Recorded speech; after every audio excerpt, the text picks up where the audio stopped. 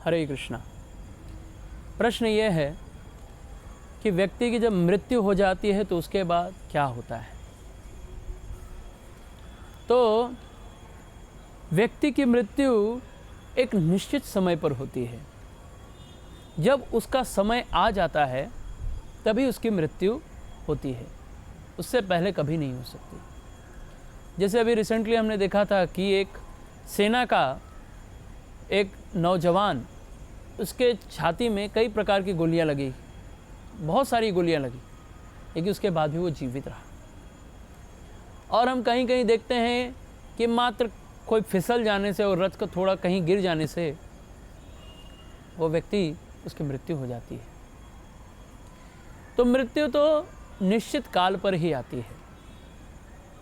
जब किसी की मृत्यु होती है तो उसे बहुत दुख होता है, जिसकी होती है उसे भी, और जिसके घर में या उससे जो समाज में या उससे संबंधित जो लोग होते हैं उन सभी को दुख होता है। इस दुख से अपने आप को प्राप्त करने का, दुख से छुटकारा पाने का क्या उपाय है, और क्या मृत्यु के बाद क्या होता है, उसे जानना आवश्यक है। तो जब व्यक्ति की मृत्यु होती है उस समय उसका जब शरीर से जब आत्मा बाहर निकलता है उस समय बहुत कष्ट होता है, और आत्मा उस कष्टों को सहन करना उसे बहुत ही असहाय होता है। तो जब हम आत्मा जब उस शरीर से बाहर निकलता है तो जो उस समय कष्ट होता है उसके लिए शास्त्रों में बताया गया है कि एक बिच्छू यदि आपको दंश मारे तो कितना दर्द होगा। जिन लोगों को यदि किसी का बिच्छू का दंश लगा होगा उन्हें अनुभव होगा। तो एक बिच्छू यदि दंश मारता है तो कितना दर्द होता है।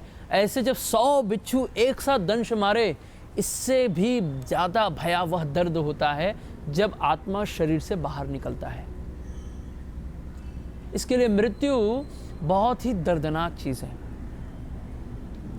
तो हमें मृत्यु जब आती है हमारे पास तो हमें यह प्रयत्न करना चाहिए कि हम कैसे तो भी भगवान के नाम का जप कर सकें। लेकिन जब मृत्यु आ जाती है और मृत्यु के बाद जब वो आत्मा शरीर से निकलता है, अब उसके आगे की कहानी क्या है, अब आप सुनिए।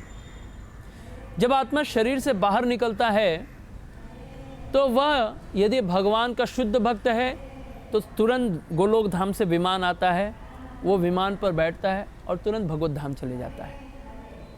लेकिन जो आत्मा शुद्ध नहीं होता, उसने भगवान का नाम का जप नहीं किया है, तो उसे 12 दिन तक अपने घर पे रहना पड़ता है।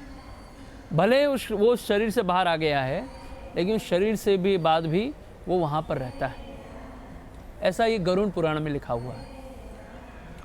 तो वह आत्मा जब उसके शरीर से बाहर निकलता है तो उसके परिजन आते हैं, उसे जलाते हैं, फिर उसके नाम का पिंडदान देते हैं।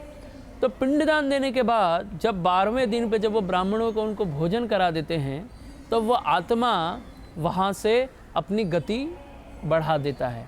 तब वो स्वर्ग या नरक लोक जाता है अपने पाप और पुण्य कर्म करने से।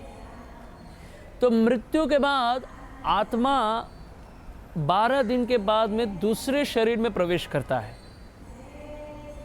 लेकिन यदि यही आत्मा यदि कुत्ते, बिल्ली या पशु, पक्षी, पेड़ पौधे इन योनियों में है तो जैसे ही उनकी मृत्यु होगी वो तुरंत दूसरे शरीर में चले जाएगा। लेकिन यदि वह व्यक्ति मनुष्य रूप में होगा, वो आत्मा मनुष्य रूप में होगा, तो वह बदलने में उसे समय लगता है और वो अपने कर्मानुसार एक दूसरा शरीर तैयार करता है। जिस समय आप इस समय जो भी कार्य कर रहे हैं, इसी के अनुरूप आपका दूसरा एक शरीर तैयार हो रहा है। तो जब आपका ये कार्य समाप्त हो जाएगा तो आपको उस दूसरे शरीर में डाल दिया जाएगा। लेकिन उस शरीर में जाने से पहले हमारे पाप और पुण्य कर्मों के फल को भुगतना आवश्यक होता है। तो जैसे मान लीजिए किस व्यक्ति ने बहुत पुण्य कर्म किए हैं तो स्वर्ग लोक चले जाएगा। किस व्यक्ति ने बहुत पाप किया है तो वो 12 दिन के बाद नरक लोक चले जाएगा। फिर जब वो नरक या स्वर्ग लोक का भोग प्राप्त करके उसके बाद में यदि वो स्वर्ग से आएगा तो वो अन्न के रूप में आएगा, किसी पिता के शरीर में जाएगा, फिर माँ के गर्भ से होते हुए वो मनुष्य रूप में फिर आ जाएगा।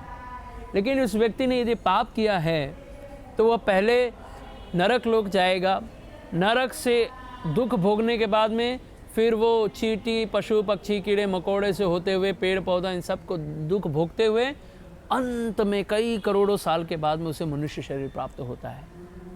इसके लिए मनुष्य शरीर बहुत ही बहुमूल्य है, और इसे जब आप तभी समझ पाएंगे जब आप भगवान की भक्ति करना शुरू कर देंगे।